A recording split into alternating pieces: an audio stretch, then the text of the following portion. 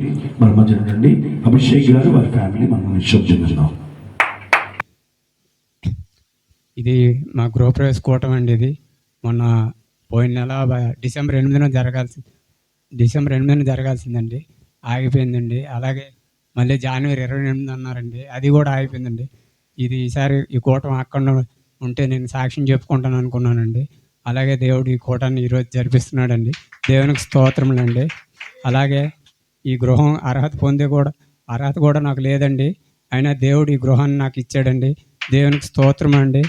అలాగే ఈ గృహంలోకి రానిచ్చి ఇంకొక అద్భుతం చేశాడండి. నా పెద్ద కుమారుడికి జాబుని ఇచ్చాడండి. దేవునికి స్తోత్రమునండి. అలాగే నా ఆరోగ్యంలో కూడా దేవుడు తోడుకున్నాడండి. దేవునికి స్తోత్రం అండి. ఇదే చిన్న సాక్ష్యం అండి. దేవుడు దీవించిన. యేసుప్రభు వారికి నా కృతజ్ఞత వందనాలండి. ఆత్మీయ తల్లిదండ్రులకి, ఇక్కడ కూడి వచ్చిన ప్రతి ఒక్కరికి, రాజయ్య గారికి, నా సలోమమ్మ గారికి నా ఉదయపూర్వక వందనాలండి. నేను చెప్పబోయే సాక్ష్యం ఏంటంటే, ఇది గృహప్రవేశ కూటమి అండి. మరి డిసెంబర్లోనే జరగాల్సిందండి, కొన్ని అభ్యంతరాల వల్ల జరగలేదండి. చాలా బాధపడ్డానండి. ఈ కూటమి జరగాలి ప్రభా, 3 రోజులు పూర్తిపాసం ఉంటాను అనుకున్నానండి. అలాగే దేవుడు ఈ సమయం సిద్ధపరిచి ధనసాయం ఇచ్చి కూటమి జరిగిస్తున్నాడండి. అలాగే నేను అసలు పెట్టలేనేమో ఏమో అని చాలా అభ్యంతరాలు వచ్చినాయండి.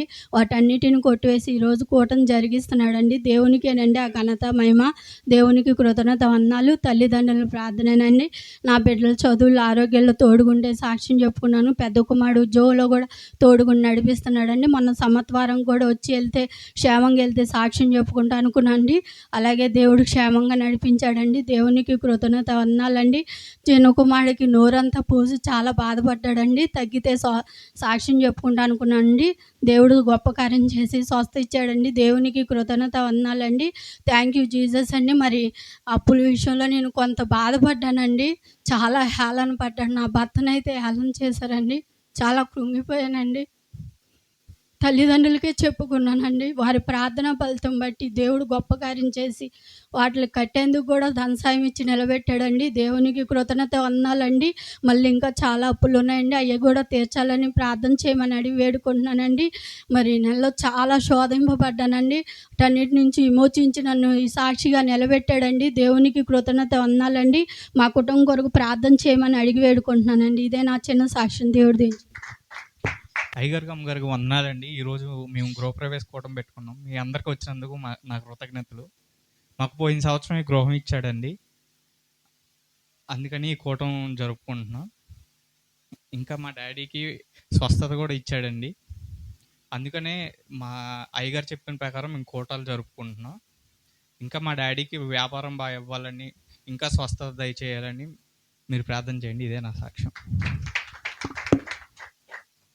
ప్రార్థించేద్దాం. దయచేసి అందరం మోకరుదాం. మహాగణుడివి, కృపామేడు, ప్రేమగల్లే వేసయా, నీ పాదాలకి వేలాది కోట్లాది స్తుతులు స్తోత్రం. ఈ మధ్యాహ్న కాలం ముందు ఇదిగో ఈ కూటమిని దీవించండి, ఆస్వాదించండి. ఆయన ఇదిగో నీ కుమారుడు అభిషేక్ గారిని, ఆయన భార్య బిడ్డని దీవి సహాయం తెచ్చే వారికి చక్కని గృహాన్ని ఇచ్చినందుకు స్తుతులు స్తోత్రం. ప్రభు, ఈ గృహప్రవేశ భారతన సమయానికి వారి ధన సాయం గత సంవత్సరంలోనే చేయాల్సింది అందకపోవడం వల్ల ఈ సమయానికైనా ఆపకుండా నీ నామాన్ని కనపరుస్తుండగా బిడ్డలను దీవించి ఆస్వాదించి ఆయుర్హరగచ్చది బిడ్డలను కనపరిచి సహాయం తెచ్చు. ప్రతి కొట్టి సర్వ సమృద్ధి దయచేయమని క్రీస్తు వారి పేరు అడుగుచున్నాం తండ్రి. ఆమేన్. కూర్చుందాం.